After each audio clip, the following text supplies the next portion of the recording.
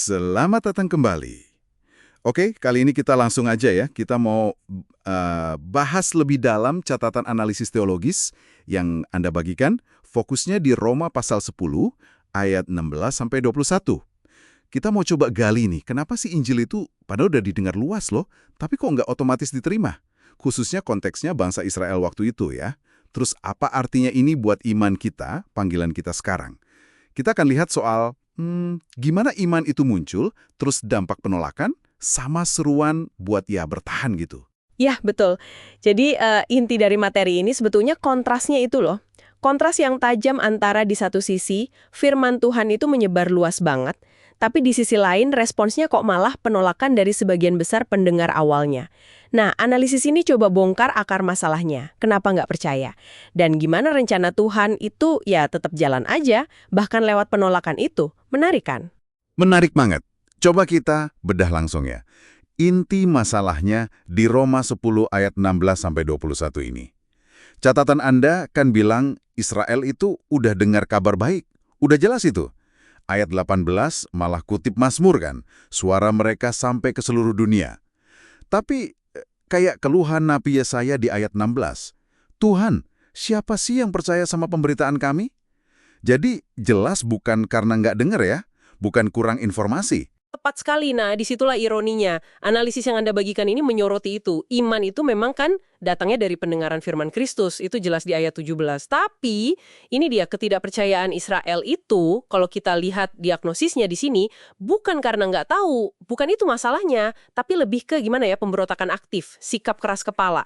Makanya di ayat 21 disebut bangsa yang tidak taat dan yang membantah. Mereka tuh milih bersandar pada usaha sendiri, status kebangsaan mereka, bukan pada iman yang murni. Ini kan nabrak banget ya sama prinsip dasar keselamatan yang juga disinggung di Efesus pasal 2 ayat 89 itu. Keselamatan itu kan anugerah lewat iman, sola gratia sola fide. Hanya oleh anugerah, hanya melalui iman. Betul, bukan hasil perbuatan.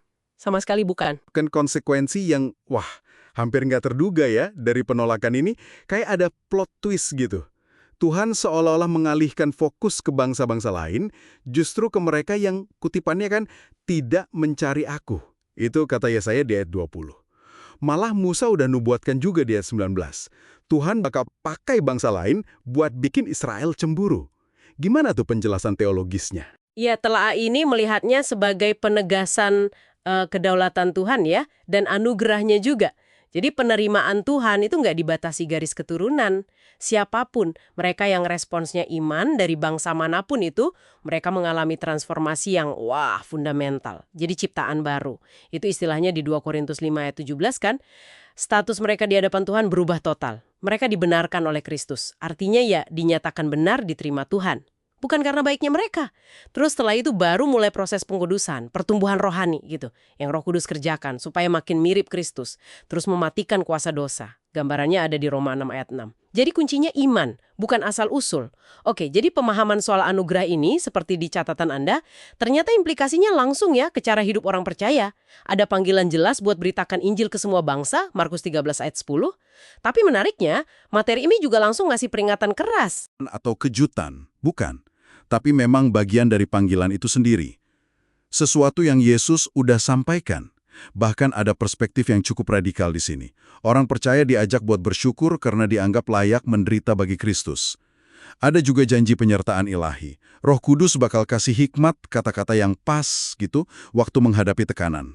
Itu Markus 13 ayat 11. Jadi fokusnya geser ke ketahanan, ketekunan. Kan dibilang, orang yang bertahan sampai pada kesudahannya ia akan selamat. Markus 13:13. Dan yang luar biasa, di tengah semua itu, pemberontakan, penolakan, kesabaran Tuhan tuh tetap terulur. Kayak di Roma 10 ayat 21 itu loh, sepanjang hari aku telah mengulurkan tanganku. Itu kan dalam banget ya maknanya. Iya. Jadi kalau kita tarik benang merahnya dari pembahasan materi Anda ini, ada dinamika penting nih. Kabar baik diberitakan oke, iman lahir dari pendengaran oke, tapi hati yang keras, kepala, ia bisa nolak. Tapi penolakan itu ternyata nggak menggagalkan rencana besar Tuhan. Malah kayak memperluas jangkauannya gitu ya. Dan kesabaran Tuhan tetap ada. Nah, bagi Anda yang menyimak, ini jadi peneguhan lagi ya soal sentralnya iman dan anugerah. Sekaligus panggilan buat kita semua, boleh terus berbagi kabar baik itu. Tapi ya, dengan mata terbuka, sadar sama realita tantangan yang mungkin ada. Betul. Analisis ini ujung-ujungnya membawa kita ke pertanyaan soal kesiapan pribadi kita masing-masing. Mengingat semua yang udah kita diskusikan dari catatan Anda ini, soal anugerah, panggilan, potensi kesulitan, ada satu pemikiran penutup nih buat Anda bawa pulang, buat direnungkan. Dalam konteks hidup Anda sekarang ini, kira-kira seperti apa sih wujud nyata dari ketekunan iman yang sejati itu? Terutama ya ketika Anda mungkin menghadapi penolakan atau kesukaran karena keyakinan yang Anda pegang.